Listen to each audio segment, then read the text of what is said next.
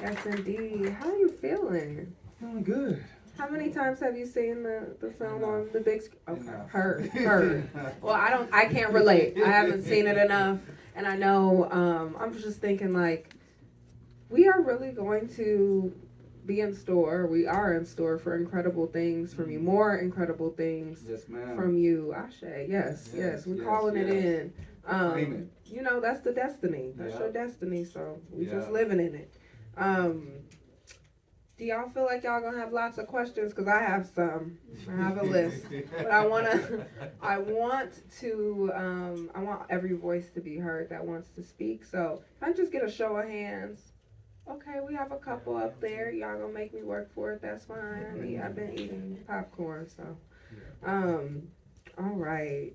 Well, is there anything you would like to open with before I ask my questions? And if not, no worries. No, I would like to just say this. This morning, I spent some time just walking around the city of Chicago. I even went to the South Side to eat at Pearl's Place. Okay. Um, Legendary spot. Yeah, I I have was yet like, to eat there, I but they told me, it was like, if you want Chicago, you gotta go there. I was Wow. like, all right, and one thing I recognize is that in that walk, in that journey, is that like Chicago doesn't feel like a city; it feels like a community. Ashe. Absolutely. And no matter whether you're from the north side, south side, whatever, mid side, west side, however you like to, point the place, it still feel like there's a togetherness. And I just want to just show my appreciation to the community of Chicago for bringing me into your home and letting me show color. So thank you. Look at Chicago. We've made a good impression. You know, we don't do that all the time. So grateful, and as a Southside Chicagoan who does not really play into the divisiveness of what are they calling me? Of the divisiveness between the sides. I love to hear that solidarity across the city itself. Thank you for that lovely offering. I gotta get me a plate from Pearl's Place on my to do list. I try to get. I was going for 4 plates, but after 2 plates, I was like, they laid me down. I just that little itis in you. Yeah, that happens. That happens to me. Well, I want to extend more gratitude just for the tenderness. I'm so drawn to tenderness. It is my north star. People are always asking, "What are you looking for? Feeling?" I'm looking for feeling, and I also got to give myself and the programming team some credit. We kind of knew that this film would win. We saw it on. I watched it first on my little laptop. It's like 13.5 inches, very specific. And then I cast it to my TV, and this is just so incredible to see it on the big screen. How does it feel to? This is off the cuff. Just what feeling do you have to get it from, writer's room to production to the end, and what does that mean to you? And also, how does, I want to sneak in my agenda, my tenderness agenda, how does tenderness play a role in your process? That's a really great question, because going from the process of just writing, oftentimes as creatives, we have these ideas that germinate in our minds over and over and over, but it's hard work to create.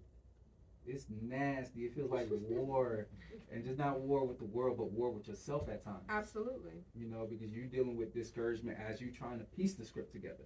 Yeah. But as I watch it on the big screen now, I feel a sense of pride. Great. Of that, there was work put in, just not by me, but by a team of people who came together to make sure that this film came and presented itself well. And so for me, it's like there's only so much work I can do, but I'm more so proud of my team. Yeah. No one ever talks about the work of producers. Right. No one ever talks about the works of PAs that's running around trying to get things done just for something I wrote in my room by myself. So it's a sense of pride, honestly. And humility, it sounds like a lot of humility. There is something to that. Just like, y'all believe in this thing that I believe in. Like, it is, and also just to be an artist is to be like chronically heartbroken a little bit. People, we don't really get opportunities to speak to it because we want to speak to the reward, and it's great, but there is so much. There's heartache in it, and I'm sure being a son of sorts. I don't know your background. Yeah. I'm sure a lot of you shows up in this work. So Yeah. even that being a thing of challenge. Yeah, like even when you mentioned tenderness, right? A little higher. Oh, We my might apologies. have low My hearing apologies. people. No worries. And it's, My fault. My fault. yeah, no, Yes. it's fine. So even when you speak of tenderness, that's something I value as well. And I grew up on the east side of Atlanta, Decatur, Georgia. Okay. And oftentimes people will perceive that community as downtrodden or Mm-hmm. hardened. Mm-hmm. Mm-hmm. But, I go back to a small story of me and my sister. And there was one day I was running and I stepped on a shovel and I cut my foot. And my sister brought me in her room and she nursed my wound. And she just sung like a soft hymn as she was like cleaning it to just calm me down. And I think about it, it's like from the outside world, it's like this community is hardened. But in this small space, we see a moment of intimacy. And I always kind of think about that story and I always want to ingest it into my work of like, man, I want people to see black people in a more intimate setting and connection. And so I always kind of go back to that moment of being my sister, just like, hey, this moment was tender in this community. Why can't it be all over? I love that. Tenderness as medicine, love as a balm. I've been saying that a lot because I don't know how y'all feel about the current state of affairs. There's lots of grief. I have I'm a bit divergent. I've been black my whole life, so it's same old story to me. Yeah.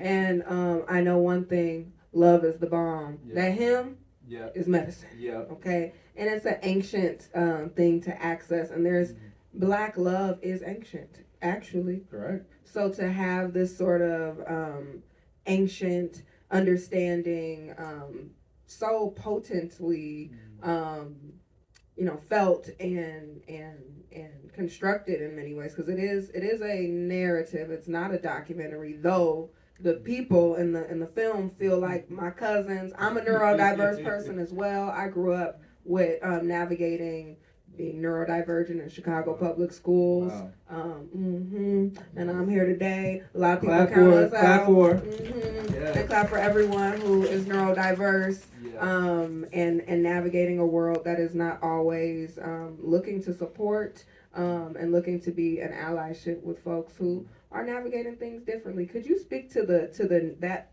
neurodivergent piece and what called you into making one of the subjects a person navigating Down syndrome? No, for sure. For myself, when I just started, putting Color Book together, I just really want to see a black father-son story. Ashe, we need those. I just want to see that visual, that portrait, like straight out of a Gordon Parks, photojournalist, perspective. But Hollywood wasn't really creating it, and I was asking for it. And I always tell artists, hold yourself accountable. If there's something that you want to see, you got to be the person who steps up and create it. Come on. And so, but the neurodivergent angle didn't come into play until I started speaking to parents who was raising children who were differently able. And hearing their highs, their lows, their struggles, their strengths, their power, their weakness, I was like, this is not a story that we should just want to tell. This is a story that we need to. And that's when I began to explore that angle, because I wanted to make sure that story did not come from my voice, but it came from theirs. Absolutely. And so everything that you see in the film, those are like, story points that I've gotten from talks and discussions with those parents. Right. And I just remember those conversations, I didn't want to approach it as research, but as a sense of therapy and discussion. So we'll have talks from like legit, it'll start daytime, right? Middle daytime.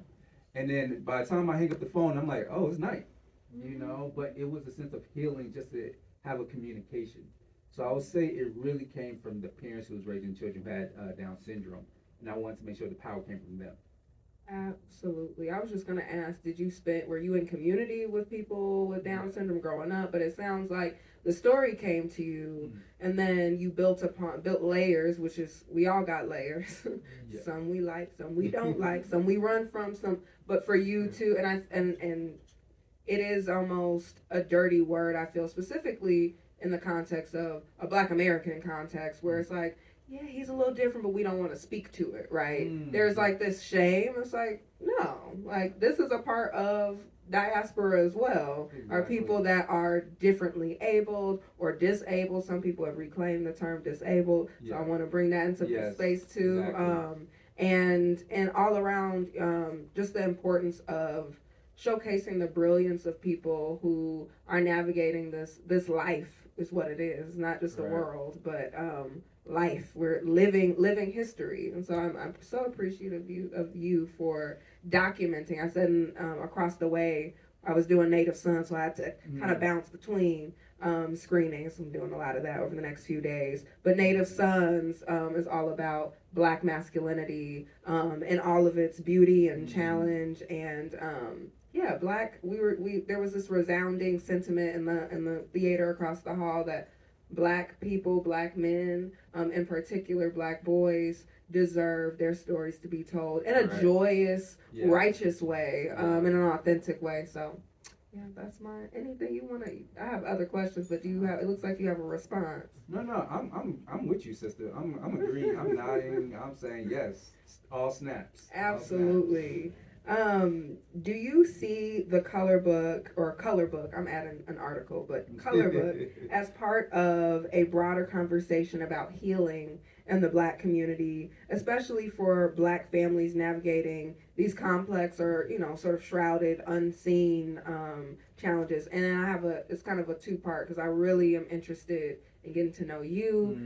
It's an honor to get to know you in this way, and also so the audience has a little more insight. Where do you show up in the film? Like, it's kind of twofold. Do you see it as I'm sure there's some healing for yourself. We talked about the heartbreak, but I'm sure there's some healing. And then, where are you showing up in the film? That's a great question. You about to turn this into a therapy session, girl. Man, you gotta slow down. No, I think it's more the vulnerability part. As a male, and you can say Black male, or just as a man, period. Yeah. Sometimes we struggle to be vulnerable and honest about what we're going through. And whether that's heartbreak, whether that's loss, whether that's grief, sometimes we just shut down and we don't want the world to know, and we're going through it alone. And I wanted to kind of give an insight into what that feels like. And in the film, I didn't want to talk about grief. I wanted to show you, all right, this is what it feels like to experience it. Right.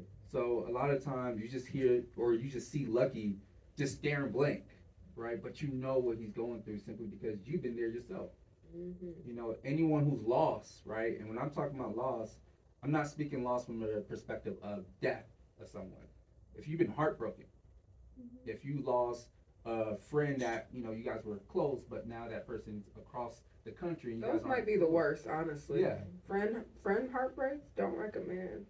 Not at all. Not at all. I'm sorry. I just had to. I'm out because we think about romantic love a lot, but familial friendships, the chosen family is heartbreaking. So no. That's exactly true. Yeah. That's exactly true. So you don't necessarily need to know what Lucky or have experienced what Lucky's going through. Right. But you just need to know the emotions of it. Absolutely. And I just wanted to put the audience from that perspective. The other thing is, I didn't really want to make a social commentary. I just wanted you to see these two human beings as they are. Right. Whether you like them, whether you love them, that's none of my concern. I just wanted you to see them. Absolutely. And once you see them, you can say, you know what? I spent time with two human beings I probably wouldn't never have if I would have just walked across or spent some time yesterday or this month or this year, whatever. I got a chance to see a Black man raise his son who has Down syndrome. And for me, that's all I wanted the audience to experience. Yeah. Now, if they felt something, beautiful. I love it. I thank you. I appreciate you. If not, then it's fine. As long as you got a chance to witness them, that's all I wanted. You are speaking my language. This is literally my spiel when I speak to why the festival is important and why Black cinema is important, why art is important, even on a human scale, but specifically Black humans right now in this world. And when I say this world, I mean a post-transatlantic world. It is important to bear witness. I come from a church background as well.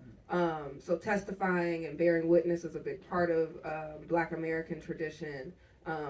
And a lot of that, and the church was our stage in many ways, Yep. in the sense that it was our space to be seen. Otherwise, there weren't many other opportunities. So if you could sing, get up there and sing. That was our stage, and so it's so incredible that people from all over the world. I've said this before.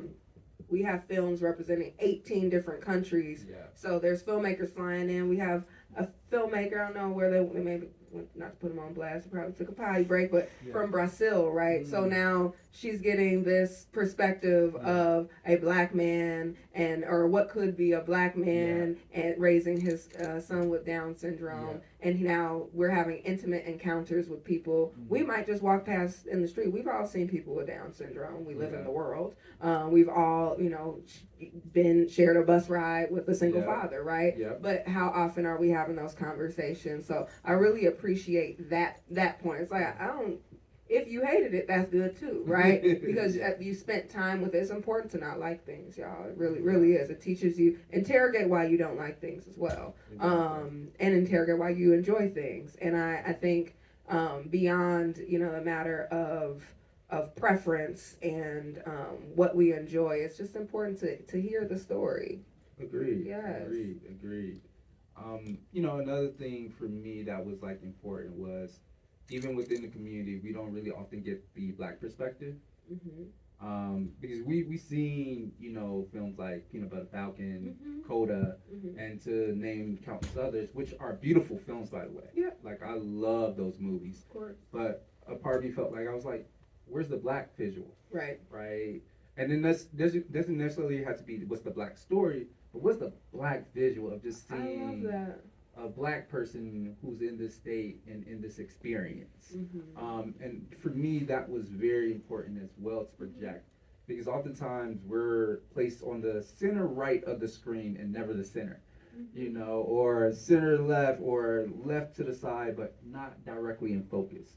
And I just wanted to make sure that we was in focus for this film. Absolutely. I typically, we hear a lot about representation. It's become a buzzword. I think specifically, post 2020 and even a little before the madness. Likely a little bit before. Yeah, a little bit. Yeah, a little bit. But I think it really, with DEI, representation really took off. Yeah. And representation has its limits, because everything that's being represented don't represent me, for sure. Ooh. So with that, but there's something powerful to you saying the visual, because you didn't use the term representation, you said visual. And so now I'm thinking about visual culture and the way visual culture impacts our politics, impacts, our biases, and how it is important to just actually visualize. People don't know that. It took me a while to understand that there were Afro-Latinos, though I knew who Sammy Sosa was. He played on the Cubs all my life.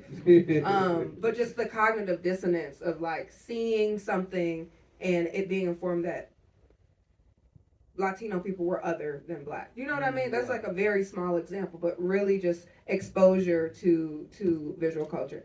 Yeah. Can we break to the audience? Because I saw a couple. Sure.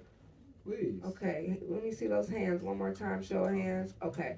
Now, what I'm going to say is, because time, we could be here all day and we can continue conversations in the lobby. I'm going to get to every single person, which means we're going to keep our questions straight to the point. Yes. David, I know you have a lot to say as well, but I'll keep it concise. And we'll continue conversations in the lobby. Okay, I'm making my way up. Y'all start humming or something, so try to run. She's making a hike.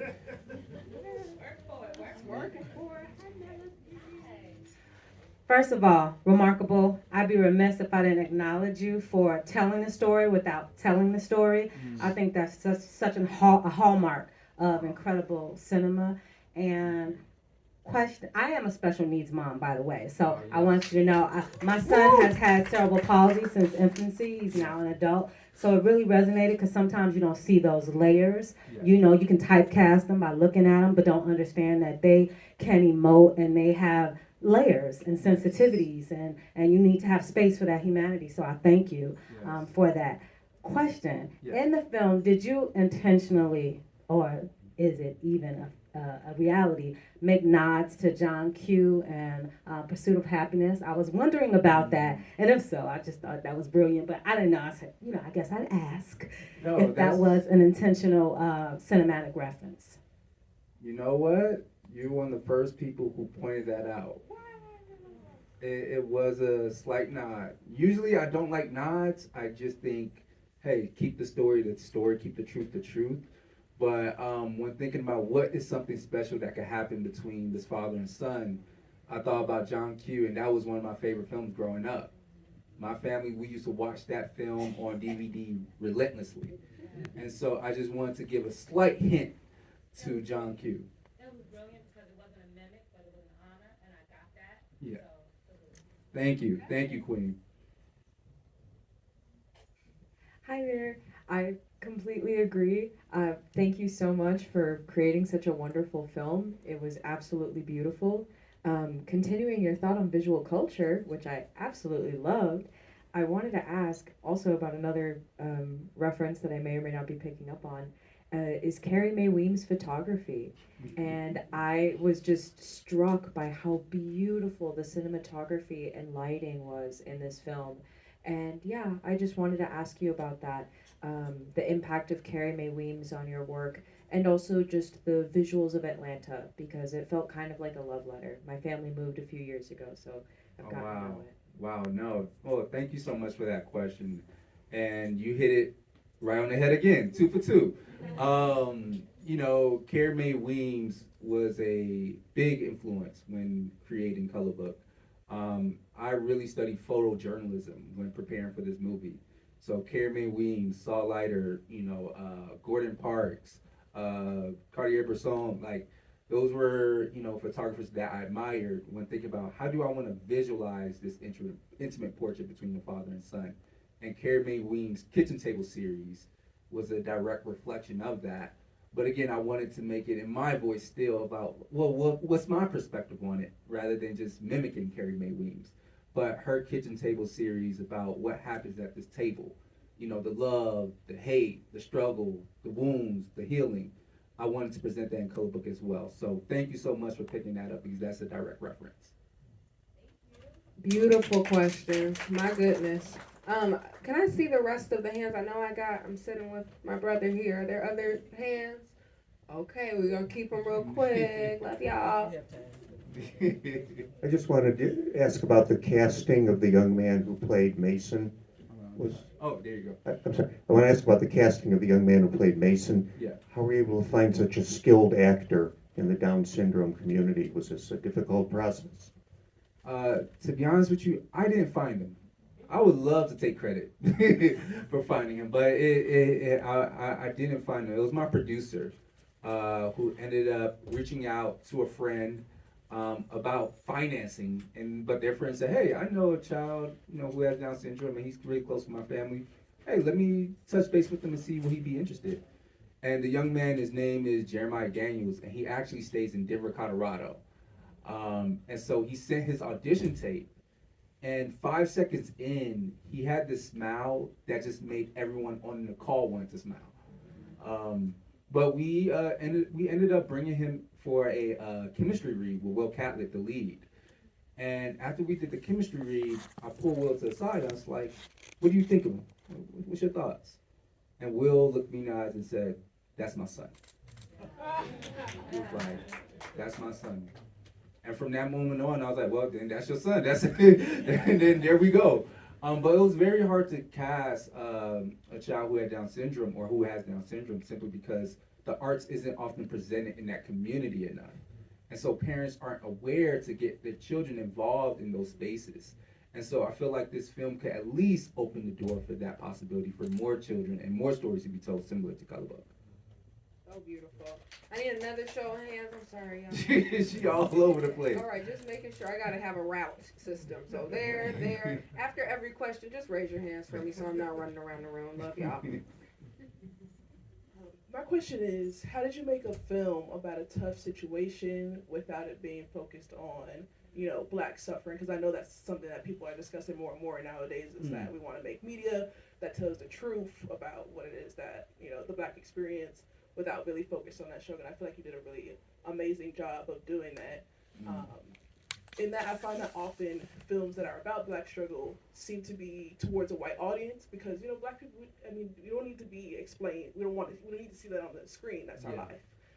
So how did you make something that feels authentic to a Black audience that focused on a real situation?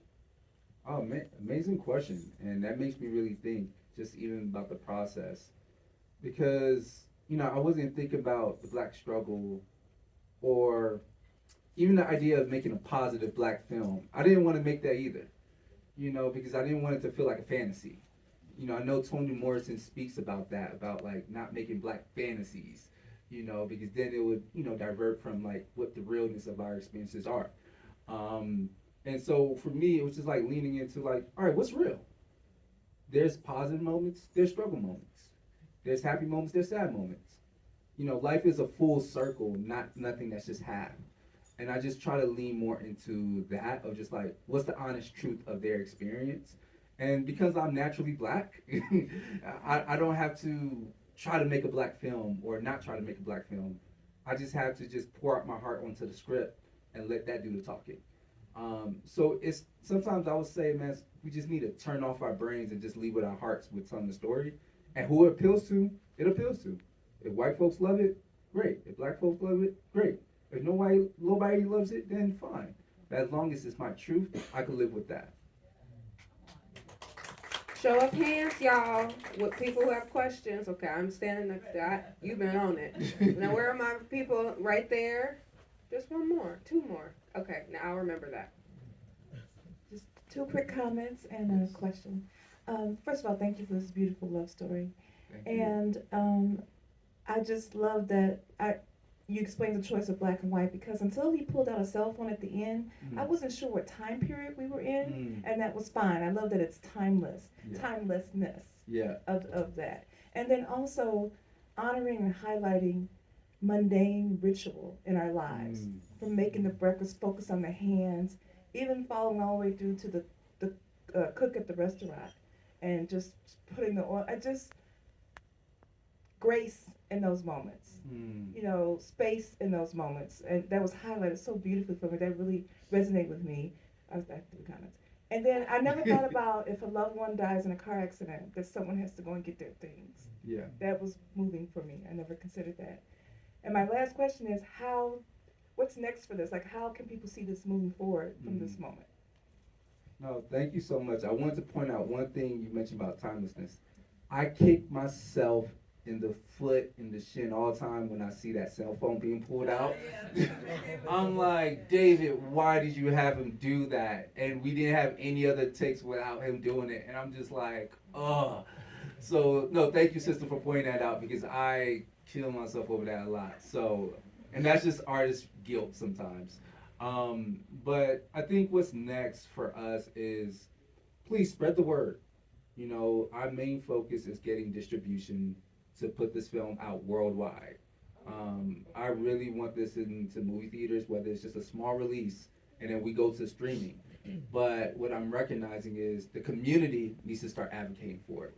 The community needs to start saying, hey, Netflix, Hulu, Amazon, we need to see this on a broad perspective, right? Because from their angle, a black and white film about a father and son, it doesn't sell to the masses, quote unquote.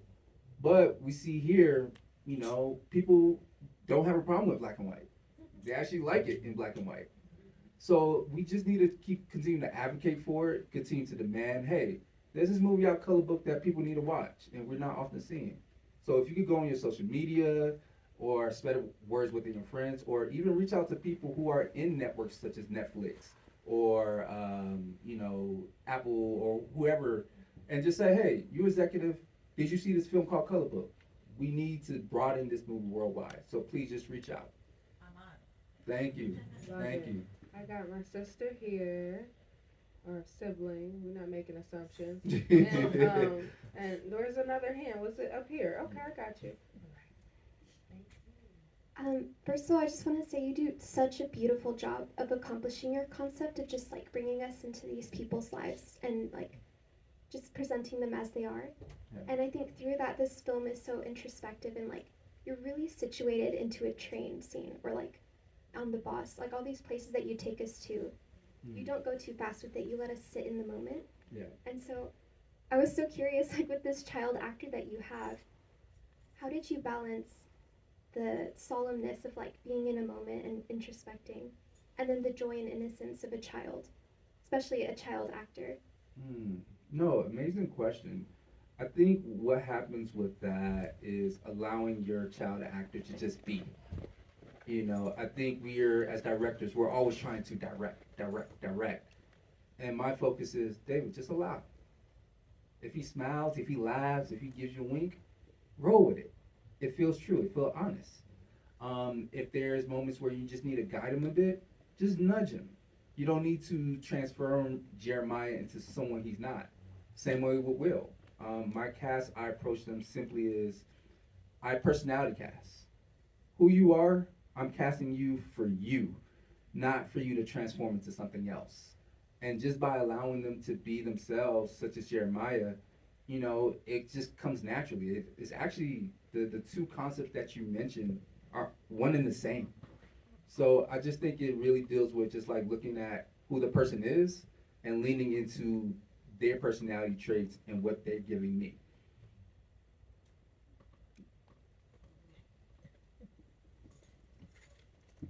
Hello. Hello.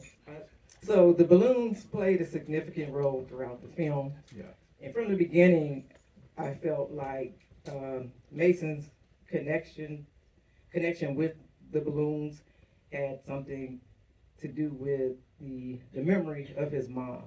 I also felt like while they were at the sink brushing their teeth, Yeah. I felt like he didn't want to, he hesitated to brush his teeth because he didn't want to let go of the taste of those sprinkles because they also reminded him of his mom. I remember they talked about a birthday cake. Yeah. And then there was one line that stayed with me. He said, we're gonna run fast and we're not looking back. And I felt like when he looked at that final picture that Mason painted of his mom, he finally realized that for himself. Because I don't feel like he was ready to do that. At first. So can you elaborate on that? Am I on target or am I off? There's a few. So with certain moments, you learn that it's like interpretation is really to the beholder. So even with the balloon, there's so many theories on that, and I think most of it is it's a reflection of his connection with his mom. But I try to stay back and I allow the audience to decide, what do you think the balloon means to you? Because then it's more fun that way, rather than saying this is what the balloon actually means. When it comes to Lucky's arc in healing, you're absolutely right. Discovering, even Mason telling him he misses his mom, it reminds Lucky of like what's actually important. It reminds even the audience of like, oh, this film isn't about no game. This film is about, what is the journey that's in between it?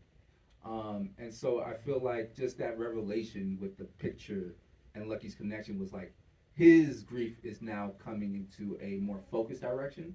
I wouldn't say healed because it's only been one day. And anyone who's gone through grief knows it takes a little bit more time than that. But it puts him on the right track.